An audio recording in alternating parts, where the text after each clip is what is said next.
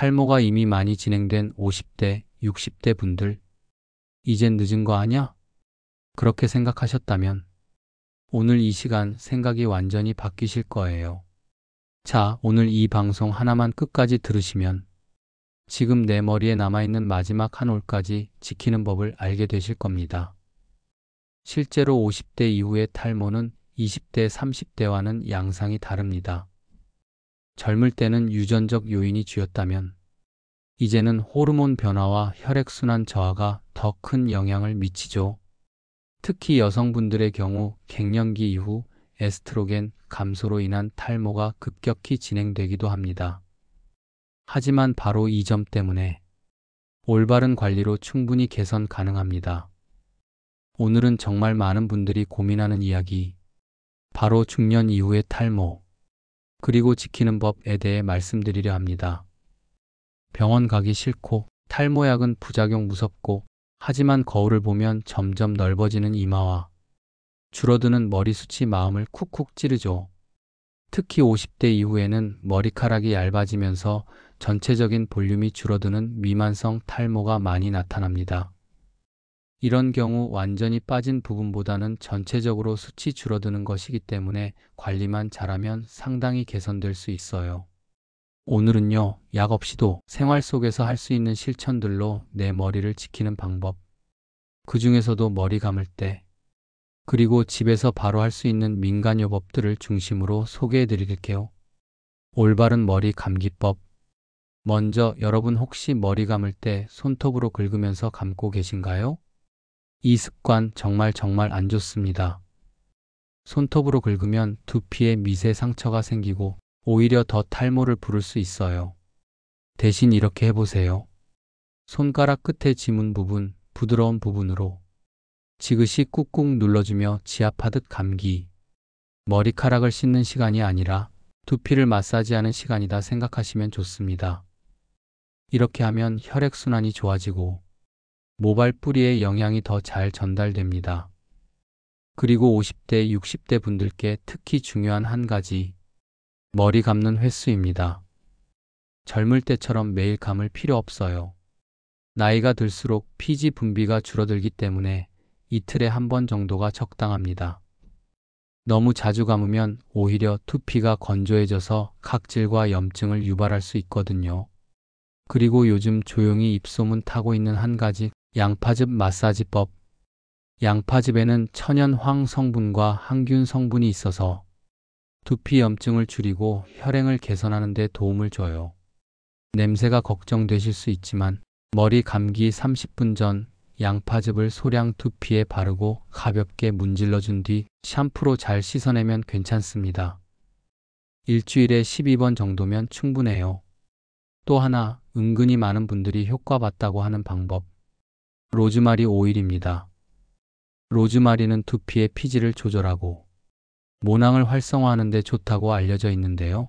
샴푸나 린스에 한두 방울 떨어뜨려 쓰시거나 코코넛 오일이나 호호바 오일에 희석해서 가볍게 두피에 발라주면 정말 상쾌합니다. 50대, 60대 분들께 추가로 추천하는 민간요법이 하나 더 있어요.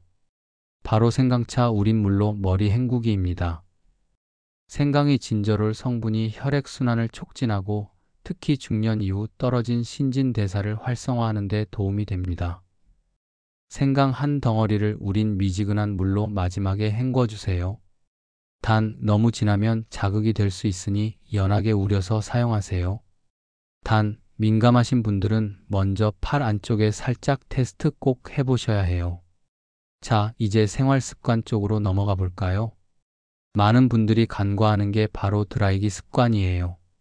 머리 감고 뜨거운 바람으로 바짝 말리는 분들 많으시죠? 그 뜨거운 바람이 모발을 굽고 있다는 거 알고 계셨나요?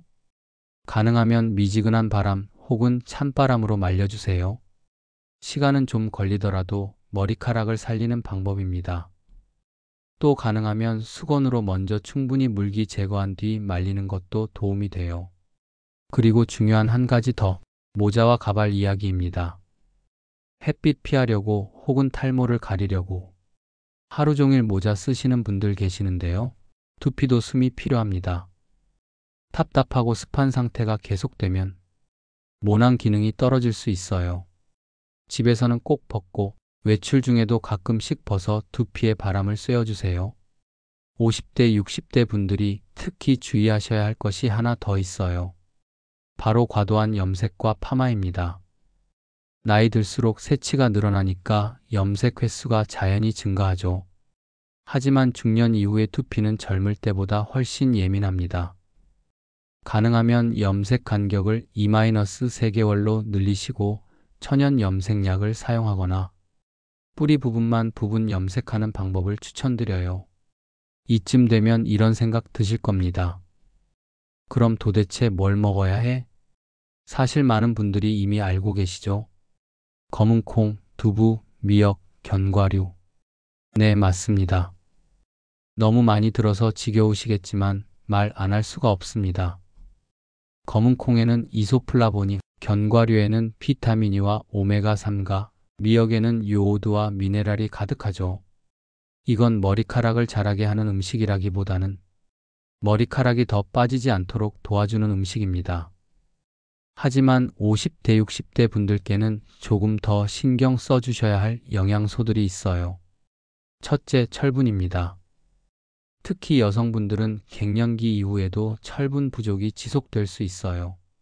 시금치, 간, 굴 같은 철분이 풍부한 음식을 꾸준히 드세요. 둘째, 비타민 D. 나이가 들수록 비타민 D 합성 능력이 떨어지는데 이게 모발 건강에도 영향을 줍니다.